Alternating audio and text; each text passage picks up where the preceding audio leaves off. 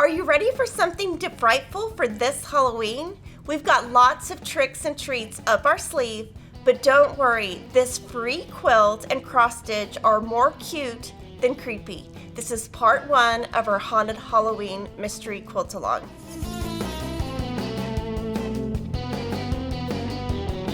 To get started, download the fabric requirements and part 1 of Haunted Halloween at Fat Quarter Shop. Today, we're going to be using the Halloween fabric by Urban Chicks and Moda Fabrics. And this quilt is really fun because it's going to end up really tiny at 31 by 32, but it has lots of detail that's going to make it super cute. Subscribe so you don't miss each part all the way up to our final reveal. When you're ready, let's get sewing. So now you get your first peek at the Haunted Halloween sew along. And like I said, it's going to be really small, but it's going to have lots of cute detail. And I'm going to show you step by step what to do. The first thing, like I said, is to download your pattern and cut all of your pieces and just label them with an alphabet. Like I said, I'm using the Halloween fabric, and the Bella Solid I'm using today is color 200. So get all of that cut. And you have plenty of fabric requirements to do that. You won't be short any fabric. And I'm going to go to page 2. And when I look at page 2, I see that we make 2 flying geese with orange, 1 flying geese with black, and a larger flying geese with orange. So I'm going to do all 3 of these at the same time. So what I'm going to do is I'm going to take my fabric H squares, and I'm going to draw lines. On the wrong side, I like to use a friction pin, because it will disappear with heat. And then I'm going to pull 2 fabric K rectangles, which are right here. So I'm going to glue these in place, and I'm going to use Acorn Precision Glue. And the reason I'm going to do that is we're going to be making a lot of units, and so it just makes it go a little bit quicker for me. So this is the first part. I'm going to put that at the top, and you can see that glue keeps that in place. And then I'm going to put these to the side because they go with that. Now I'm going to look at step 2, and it makes it so easy. You just take your fabric I and your fabric M squares, and here it's going to be a little bit harder to see your friction pin, but I prefer to still use friction. We're going to be making one of these, and that's what's great about our patterns is you just can look and see what to make. So we're making one of those. And I'll put this to the side. And then I'm going to skip over here and pull 1 fabric J. So now I'm going to pull 2 fabric G squares, draw a line on the wrong side. And so you can see here we're mixing oranges, blacks, and sizes. And anytime you're working on a pattern, just kind of figure out what are the same similar techniques and just do all of those at one time to save time. So I've got it right here. And then what I'm going to do is I'm going to keep the pattern on the board. So now I'm going to go to the sewing machine, stitch directly on the line. And because I'm using a Bella Solid, I'm just going to use my typical RFL color 2000. You could also use a light gray, but because of the white, I'm going to keep my thread white.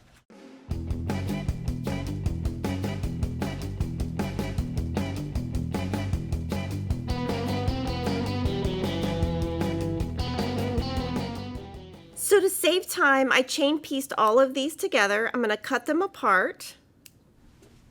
From here, I'm going to trim 1/4 inch away. And this pattern, it's really important to follow the arrows of your pressing. So when you see an arrow, whichever direction that arrow is facing is how you would like to press your pieces so that everything nests. So then I'm going to put them back on the board, the direction and the placement they are, just so I can follow. So this one we're going to press towards the orange. I'm going to set my seam, press toward the orange. And then I'll put that back on the board. This next one we're going to press toward the black. And this one we're going to press toward the orange. So then I'm just going to come back and finish the flying geese. And when I put my glue, I'd usually just do 3 dots. 1, 2, 3. It might be a little too much, but that's kind of what I have found that works the best. And just make sure that your square is right on the rectangle edges.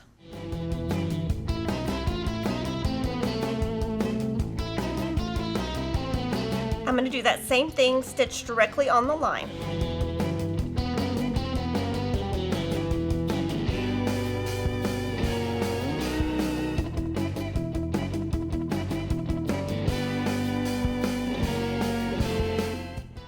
Cut them apart,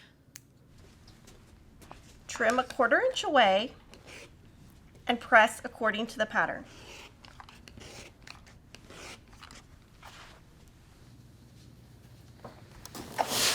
The top ones, press to the orange.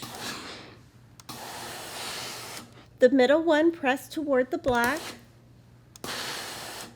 And the larger one, press toward the orange. Now what I'm going to do is I'm going to trim these up. So this should be 2.5 by 4.5. And I'm going to place the 2.5 by 4.5 inch Creative Grids ruler. And I'm lining up the white diagonal lines on here, and I'm just going to trim. That's going to get any excess off. It's only a tiny bit of excess, but it will help you when we're putting the quilt together for it to be more accurate. So luckily this first one, I have a ruler that's the size. Okay, the second one should be 1.5 by 2.5. So I'm just going to take this ruler and use it to get it to be exactly 1.5 by 2.5. Now this is an extra step you don't have to do, but because this quilt has so many tiny pieces, it will really help you. The next one should be 3 by 5.5. So I'm going to take a 5.5 inch ruler, and I'm going to put the 3-inch line here. And this just gets it really nice and accurate before you move on. So now we have 2 wing units, 1 ear unit, and 1 tail unit. And so again, that's steps 1, 2, and 5. So now we're going to start building the bat. The next step is to take a fabric L, our small unit, make sure that the black is this direction and not this direction, and put this together. Now here I'm going to pin, and we're going to use a 1/4 inch foot, and I'm just going to sew straight across this seam, and then we're going to press toward the rectangle.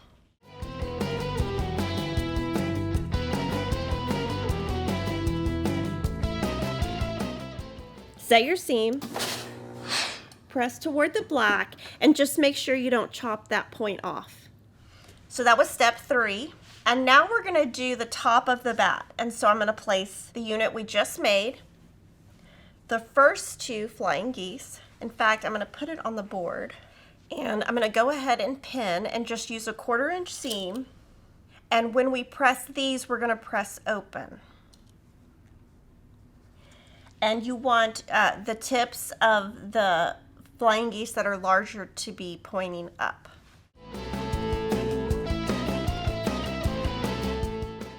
So here we're going to press this one open. I would still set your seam, press to one side, and then I like to press open.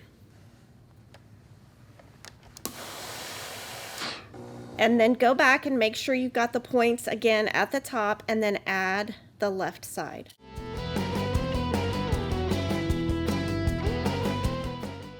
Again, press your seam to one side and then press open.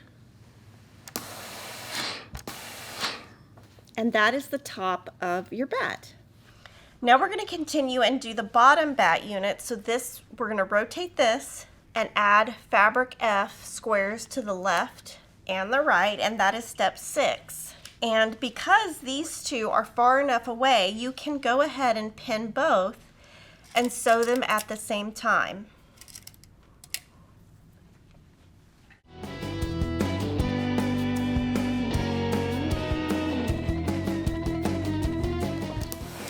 This time we're going to press toward the square. And we're almost done with the bat unit. So you put the fabric E at the top, the fabric E on the bottom, and then make sure you rotate this. And so just follow it, make sure it makes a bat. And what I'm going to do is I'm going to pin the top 2 together, and then I'm going to put the bottom 2 together. And I'm gonna sew with the fabric E on top with a 1/4 inch seam, and then we'll just press toward the rectangle fabric E.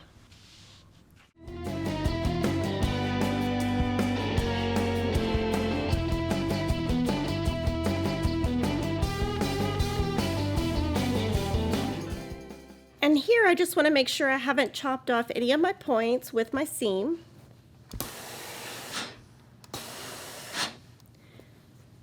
You're going to put these two together and pin this last seam. And there aren't any seams that have to line up or any seams that need to nest, so you can just pin across.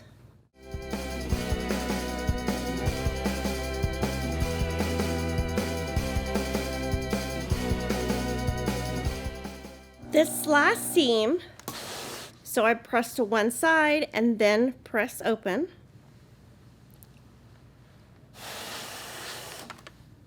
Do an all over press.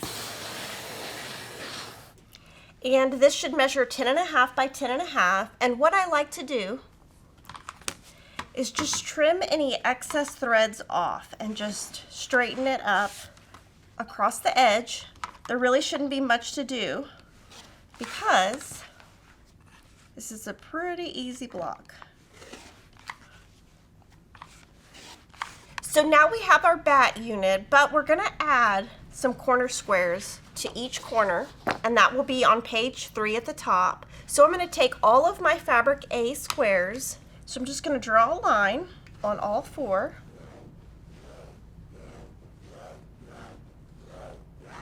And then what I'm gonna do with this one is I'm also going to use glue, and I'm gonna do all 4 sides at one time. You could do them each individually or 2 at a time. You can do it however you want. I find that doing all 4 at one time makes it really easy.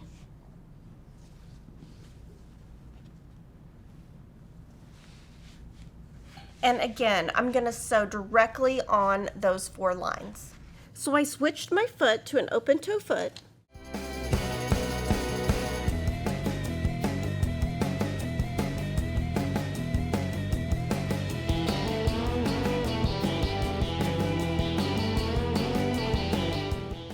And I'm going to trim a 1/4 inch away from that seam.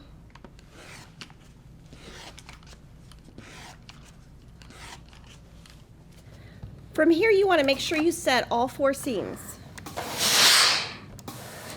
That's going to lock your stitches in, and then press. This time we're going to press toward the white.